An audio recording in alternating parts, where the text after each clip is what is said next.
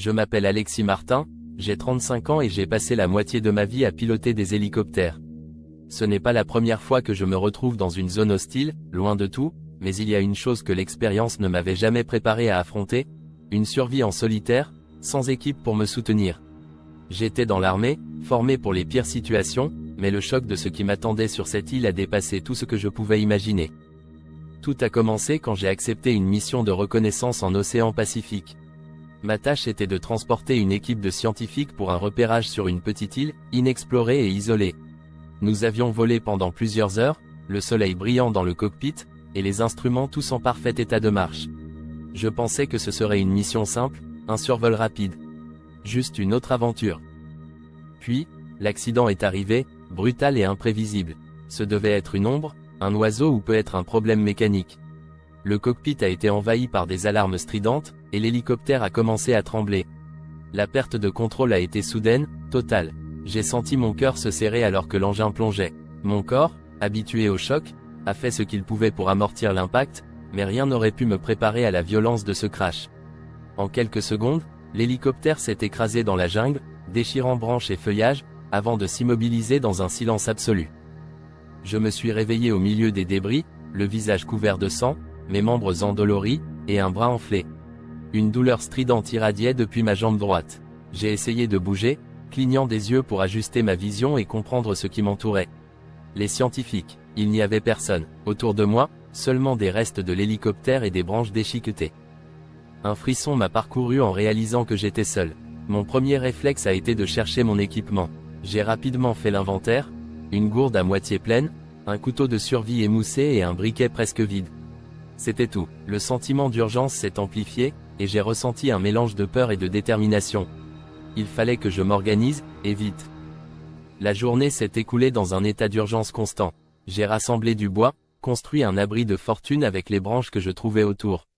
En fin d'après-midi, alors que le soleil déclinait, un frisson d'inquiétude a commencé à s'emparer de moi. J'avais déjà fait du camping en pleine nature, mais la situation ici était bien différente.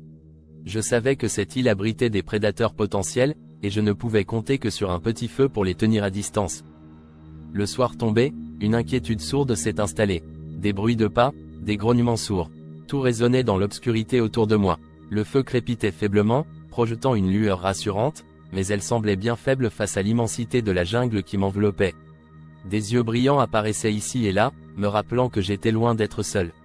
Je suis resté recroquevillé toute la nuit, les muscles tendus, prêt à bondir au moindre bruit. Le sommeil était un luxe auquel je ne pouvais plus me permettre de céder. Au matin, en sortant de mon abri, j'ai découvert des traces de griffes dans la terre autour de moi. Mon cœur s'est accéléré. Il était clair que cette île n'avait rien d'accueillant. Il fallait que je trouve de l'eau, un endroit plus sûr. Peut-être une source, ou même une grotte où m'abriter. J'ai décidé d'avancer, d'explorer un peu plus loin dans la jungle. Les premiers pas dans la jungle furent lents et prudents. Chaque craquement de branches, chaque mouvement furtif des animaux me mettait en alerte. Mes sens étaient exacerbés, comme si la nature elle-même chuchotait des menaces à mes oreilles. À quelques mètres de mon campement, j'aperçus des empreintes fraîches de pattes sur le sol humide. Mon cœur battait la chamade. Ces traces, aussi étranges que profondes, me firent comprendre que des prédateurs rôdaient, et que j'étais sur leur territoire. Je continuais mon avancée, ma jambe droite traînant derrière moi avec une douleur lancinante. Je serrais les dents. Mon entraînement m'avait appris à ignorer la douleur, mais ici, chaque pas me rappelait ma vulnérabilité. Dans ma poche, je sentais le poids du couteau émoussé et du briquet presque vide. La moindre erreur de jugement, la moindre distraction pourrait me coûter la vie. Je devais rester concentré. Je progressais jusqu'à tomber sur un petit ruisseau, dont l'eau coulait lentement entre les pierres. La surface était brune et parsemée de débris végétaux. Ce n'était pas idéal, mais j'étais à bout de force. Sans trop réfléchir, je pris un morceau de tissu déchiré, le plongeai dans l'eau pour le filtrer, et bus à petite gorgée. La fraîcheur de l'eau apaisa ma gorge, mais rapidement, une douleur aiguë monta dans mon ventre. Des spasmes s'emparèrent de moi, et je tombai à genoux, suffocant. Mon estomac se retournait, et je sentis la panique m'envahir. Si l'eau était contaminée, j'allais mourir ici, seul, dans cette jungle. Malgré la douleur, je continuais d'avancer, titubant jusqu'à apercevoir un enchevêtrement de lianes qui dissimulait une petite ouverture dans un rocher. Avec précaution, je soulevai les lianes et découvris une grotte, humide et sombre, mais qui semblait suffisamment solide pour me protéger des dangers extérieurs. Je m'y installai, épuisé, et m'endormis presque aussitôt, le corps vidé de toute énergie. À mon réveil, la douleur dans mon estomac s'était atténuée, mais une sensation de faiblesse me submergeait. Je savais que je devais trouver un moyen de renforcer mes défenses et de m'alimenter.